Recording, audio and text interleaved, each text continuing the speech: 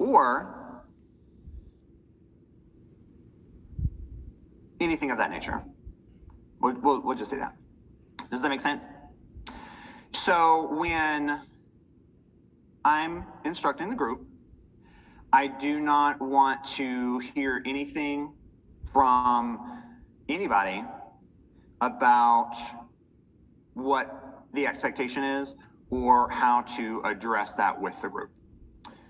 If you have anything that you would like to communicate, definitely put that in an email and send it to Mr. Red and myself, and we can definitely talk about it.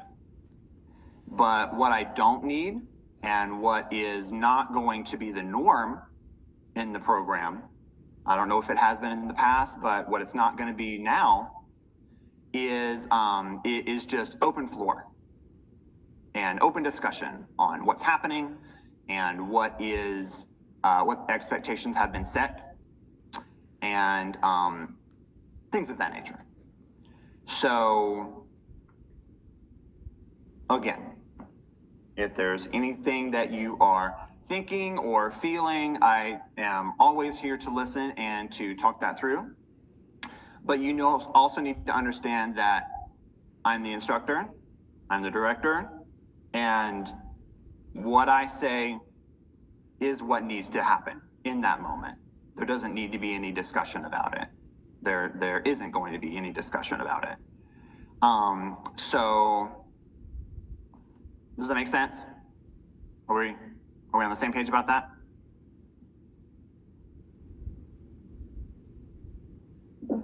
I understand that you were the instructor in this situation and that we do need to listen to what you're saying, but at the same time, talking to your students as though they are invalids it's disrespectful to them, and it is damaging to them and probably you in the long run as well. Talking to them as if they're not trying in the slightest because they're having an off morning or because they're having a rough day, it doesn't inspire them. It doesn't make them want to do better. It shuts them down. What I'll say to that is that, once again, if you have any thoughts on what's happening, those are your thoughts. They may or may not be shared by other individuals, much less the group. And so when I am taking the group through an exercise and addressing the group for the results of that exercise and the expectations set therein, going to be how I want to run that morning, that class, that season, that program. I will definitely take into account your feedback, just like I do consistently across the board with multiple members about different things, color guard related, non-color guard related. There's plenty of things going on that you're not privy to, that I'm aware of, and I handle them appropriately. So again, just like with any of your other teachers, I would suggest that if you have any kind of thoughts on what's happening in class, that you communicate them appropriately. Because putting them in chat is exactly the same thing as saying them out loud in the middle of class. And that's not acceptable. Does that make sense? Yeah. Okay, all right. That's all I have for you. And like I said, if you've got anything else, feel free to shoot us an email. And otherwise, enjoy the rest of your day. You as well. Hi. Kayla. Yes, sir. Okay, awesome. So a couple of things.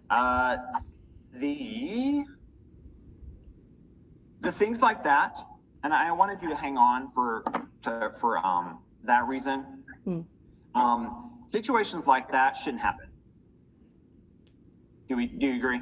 Yeah, I didn't know that she was going to put that in chat. Sure. Oh, can I see your face? I guess. So I was coming inside. Can. Yeah, no, that I agree. I agree. But what that tells me is that Lydia is voicing these things privately to a number of people in the group, and I don't want that to spread. I don't want that to spread because that is damaging to the group. And me as a seasoned professional, I do this professionally. I don't need that kind of energy infecting the group because it's not going to just ruin the vibe of what's happening in this week, in this season. It's going to perpetuate into the culture of the program where we're a bunch of negative minded, self entitled, just kind of wishy washy people. And groups like that don't last. They don't grow because nobody wants to sit around those people who complain. Nobody wants to sit around those groups that are only happy when they get exactly what they want in that moment. Does that make sense? Okay. So I'm framing all of this to you as our last person of leadership to just be on the lookout for that. I'm sure you're privy to some of it already, but I want you to be aware of it to say that if this is my legacy, if I'm leading this group this season, is this going to be my legacy? Allowing members like that honestly haven't even had eligibility enough to be on the field and at these games with us when we've been having a pretty good rocking time, honestly. Am I going to allow those people to further denigrate the respectability and the potential future growth of the program? You know what I mean? And it's going to be some hard conversations that you might have to have with some of these people because they might be your friends and they might have been, around or in the program for half a year or more than a year. And they're going to think that they have more standing than you, the person in leadership. And you're going to have to tell them, well, hey, I understand what you're saying, but this is bigger than one person. You know what I mean? And that's exactly why all of these changes have been made. And we've talked about this before, that this isn't just like, replacing a guard director. No, this is what the band staff as a whole sees as a need. This is what the administration from the school wants to change. And that goes way up the ladder. That goes way up the ladder. And so it trickles down to this point of me talking to you and saying any of these things that are coming up now or that have come up in the past, they need to be nipped in the bud. They need to be addressed, and they can't just be glossed over like, oh, well, they were having a hard morning, or oh, this is, it's like, no. They were said, they happened, whether privately or publicly, and they need to be addressed. Does that make sense? Okay, all right. Again, if you need any advice on kind of how to approach some of those conversations or some things that have happened and you're not super sure how to navigate it, talk to me. I'm here for you. Yeah? Okay. All right. Awesome. Thank you again for being fantastic. I appreciate everything that you're doing. Thursday's going to be fun. Yay! I'm honestly really excited because I know I really like the uniforms. I really like them.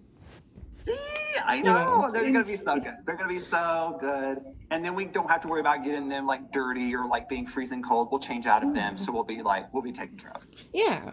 And just so then for the inspection that I'm going to send out tonight, everything is still the same plus uniform, jazz shoes, and body tights? Yes. Okay. They have to have body tights. That's part of the Spirit uniform. Yes. Just wanted to make sure so then I can update the inspection. Exactly. Yeah. Fantastic. Yeah. Okay. Well, that's all I had. Did you have any other questions? Oh, yes. So, What so I'm guessing we just go into the band hall and then Oh, yes. Yeah. So you'll go into the band hall, you'll see the rack, and there's going to be the garment bag, and it's going to have, well, there's going to be like a bag, sorry, I should say a hanger for the bag itself. It's a little bit more sturdy. And then your spirit uniform is going to be on a second hanger inside that garment bag as well. So you'll need to pick up like the garment bag, just like peek in it, make sure it's in there, obviously. But there's going to look like there's 2 hangers, and that's fine. Okay. That's fine. It just kind of helps to like, if I need to hang up my bag,